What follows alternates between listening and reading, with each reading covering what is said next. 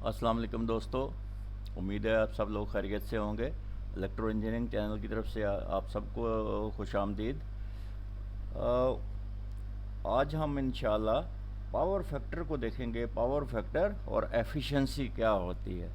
Basically power factor بہت ایک important factor ہے جس کو ہم آگے مختلف جگہوں پہ انجینئرس اور ٹیکنیشین حضرات جو ہے وہ یوز کرتے ہیں۔ عام آدمی کے لیے بھی اس کو سمجھنے کے لیے اس میں نالج ہے کہ کوئی مشین کتنی ایفیشنٹ ہے، یا کتنی انرجی سیونگ ہے، یا کتنی وہ لاسز ہیں اس کے اندر۔ اگر صرف پاور فیکٹر کو آپ دیکھ لیں تو یہ ساری چیزوں کو آپ کو پتہ چل جائے گا۔ تو چلیں شروع کرتے ہیں۔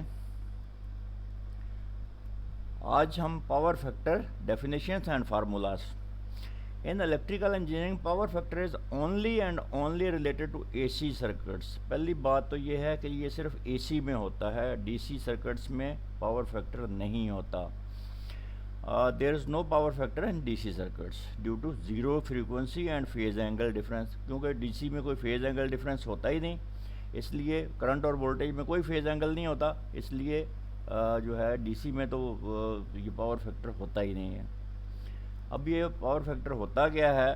Power factor is the ratio of working power made in kilo what's to the operant power made in kilo what's kilo volt ampere. یعنی پاور فیکٹر ایک ریشو ہے جو کہ ایکچوئل پاور یعنی ٹرو پاور جو کہ کلو واٹ میں ہوتی ہے، اس کا ریشو ہے کس سے؟ اپرنٹ پاور سے، جو کہ اپرنٹ پاور جو ہوتی ہے یہ کلو وولٹ ایمپیئر میں میئر کی جاتی ہے۔ یہ ایک صرف کیلکولیٹڈ پاور ہوتی ہے۔ مثلاً آپ نے ایک جنریٹر بنایا، میں ایک مثال دے رہا ہوں صرف، یہ آپ نے ایک جنریٹر بنایا اور آپ نے کہا کہ جناب یہ 5 kVA کا جنریٹر ہے، میں نے اس میں اس طرح کا آرمیچر لگایا ہے، اس طرح کا فیلڈ لگایا ہے، اس طرح کے سلپ رنگس لگائے ہیں، اس طرح کا جو ہے نا اس میں مٹیریل یوز کیا ہے۔ تو اب یہ اس کا جو ہے ٹرو پاور جو ہے وہ میں نے جو کیلکولیٹ کی ہے وہ ہے 5 kVA۔ تو یہ ٹرو پاور نہیں ہوگی، یہ آپ کی اپرنٹ پاور ہوگی۔ آپ نے اندازہ لگا لیا، آپ نے کیلکولیٹ کر لیا کہ یہ 5 kVA دے گا۔ اب آپ نے اس جنریٹر کو چلایا، جب وہ چلے گا اور اس پر آپ لوڈ ڈالیں گے تو آپ 5 kVA load, 5 kilo what load اس کے اوپر نہیں ڈال پائیں گے۔ اس کی وجہ یہ ہے کہ اس میں بیرنگ لگے ہوئے ہیں، اس کے اندر ہوا بھی ہے، فرکشن ہے، بیرنگز کی فرکشن ہے، کاپر کی جو وائنڈنگ ہے اس کے لاسز ہیں، اس کے اندر جو ریزسٹنس ہے اس کے لاسز ہیں، اس میں وولٹیج ڈراپ ہوں گے۔ تو یہ ساری چیزوں کو جب ہم دیکھتے ہیں تو اس میں کچھ لاسز ہوتے ہیں۔ یہ لاسز جو ہیں یہ بیسیکلی آپ نے جو کلو وولٹ ایمپیئر 5 kVA کا جو جنریٹر آپ نے بنایا ہے اس میں سے یہ لاسز مائنس کریں گے تو باقی یوزیبل پاور بچے گی۔ یوزیبل پاور جو ہوتی ہے یہ کلو واٹ میں ہوتی ہے۔ مجھے امید ہے کہ آپ اچھے طریقے سے اپرنٹ پاور اور ٹرو پاور کو سمجھ گئے ہوں گے۔ پھر اے سی میں یہ ایک پرابلم ہے کہ اگر انڈکٹیو لوڈ ہے یا کیپیسٹیو لوڈ ہے تو اس میں فیز اینگل آ جاتا ہے، یعنی وولٹیج اور کرنٹ ان فیز نہیں رہتے۔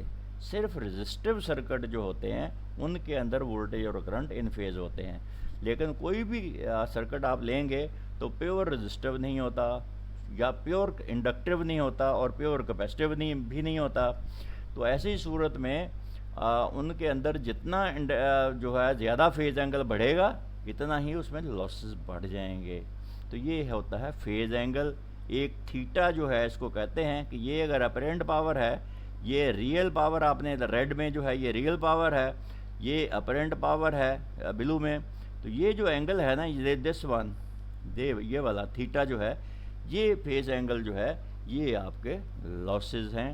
اپرنٹ پاور سے آپ نے یہ مائنس کرنے ہیں تو باقی آپ کا ریئل پاور بچے گا۔ تو چلیں، what is power factor? Power factor میں بی ڈیفائنڈ بائی 3 ڈیفینیشنس اور فارمولا ایز بلو۔ کہتا ہے کہ یہ 3 فارمولوں سے آپ، اصل میں تو ایک ہی فارمولا ہے، اسی کو آپ 3 طریقے سے، کیونکہ 3 ٹرمز جب ہوتی ہیں تو آپ اس کو 3 فارمولے اس سے بنا سکتے ہیں۔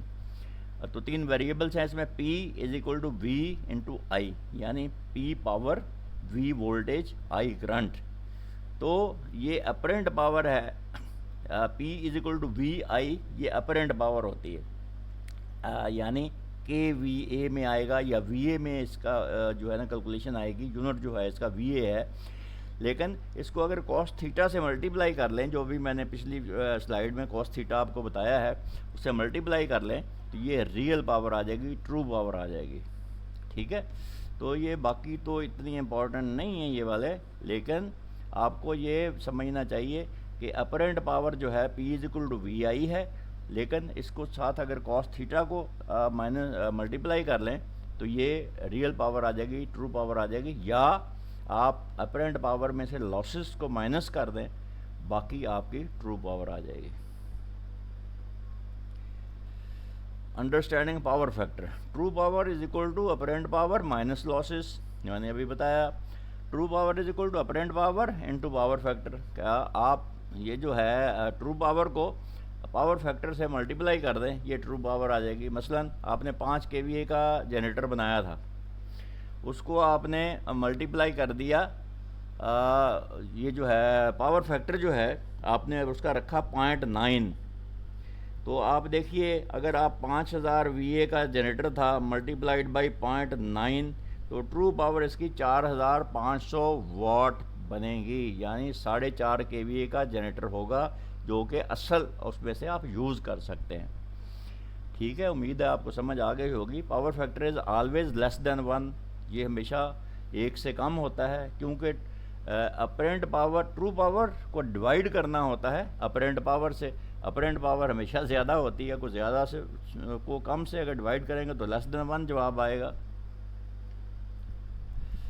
مجھے امید ہے آپ کو پاور فیکٹر سمجھ آ گیا ہوگا، لیکن اگر آپ کو پھر بھی کوئی سوال ہے تو آپ مجھے کمنٹس میں بتا سکتے ہیں، میں آپ کو مزید کلیئر کرنے کی کوشش کروں گا. آپ کے سوال کے جواب تو میں ضرور دیتا ہوں. Efficiency. Efficiency is defined as the ability to produce some thing with a minimum amount of effort. کہتا ہے کہ یہ ایک ایفیشنسی جو ہے یہ ہم کہتے ہیں کہ منیمم اماؤنٹ آف ایفرٹ سے، یعنی بہت کم ایفرٹ سے، بہت کم طاقت سے ہم کوئی چیز پروڈیوس کر سکیں. An example of efficiency is the reduction in the number of workers needed to make a کار. یعنی آپ کی ایک فیکٹری ہے جس میں کاریں بنتی ہیں، تو اگر آپ اس کی ایفیشنسی کو بہتر کر لیتے ہیں تو اگر پہلے اس میں 100 بندے کام کرتے تھے تو آپ نے مزید ایفیشنسی اس کی بہتر کی تو 95 لوگ جو ہے وہ کار بنانے لگے، یعنی کام کو آپ نے کچھ سمیٹا. تو یہ اس کو کہتے ہیں ایفیشنسی. ایفیشنسی جو ہوتی ہے وہ آؤٹ پٹ اوور ان پٹ، یعنی یہ میں نے آپ کو پہلے بھی بتایا کہ آؤٹ پٹ اوور ان پٹ جو ہے یہ تو آپ کا پاور فیکٹر آ جائے گا. ٹھیک ہے کہ نہیں، یعنی true power divided by operant power. لیکن یہ اگر اس کو آپ ملٹیپلائی کریں 100 سے تو یہ پرسنٹیج میں جواب آئے گا، اور ہمیشہ ایفیشنسی جو ہے یہ پرسنٹیج میں ہوتی ہے. تو یہ out put divided by in put multiplied by 100، تو یہ آپ کی ایفیشنسی آ جائے گی. عام طور پر اگر آپ کہتے ہیں کہ 90% ایفیشینٹ ہے کوئی مشین، تو اس کا مطلب یہ ہے کہ اس میں بہت کم لاسز ہیں. ایک اور مشین ہے جو 60% ایفیشینٹ ہے، تو اس کا مطلب اس میں لاسز بہت زیادہ ہیں. تو یہ مطلب ہوتا ہے اس کا. عام طور پر مشینیں 95% سے اوپر ہی ایفیشینٹ ہوتی ہیں، 95، 96، 97%.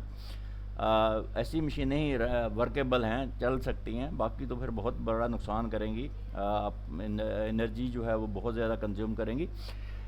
تو efficiency out put divided by in put multiplied by 100. مجھے امید ہے آپ کو پاور فیکٹر اور ایفیشنسی اچھے طریقے سے سمجھ آ گئے ہوں گے. پھر بھی آپ اس کو کوئی سوال ہو تو مجھے کمنٹس میں بتائیے، میں اس کا جواب ضرور دوں گا انشاءاللہ. چینل کو سبسکرائب کریں، لائک کریں، شیئر کریں، اور علم کو پھیلانے میں ہماری مدد کریں. اور جو ہے اس کو آپ سبسکرائب ضرور کریں چینل کو، بیل آئیکن کو دبائیں، آل کا آپشن سلیکٹ کریں تاکہ آئندہ بھی اچھی ویڈیوز کی آپ کے پاس نوٹیفیکیشن بر وقت مل سکے. اگلی ویڈیو تک اللہ حافظ.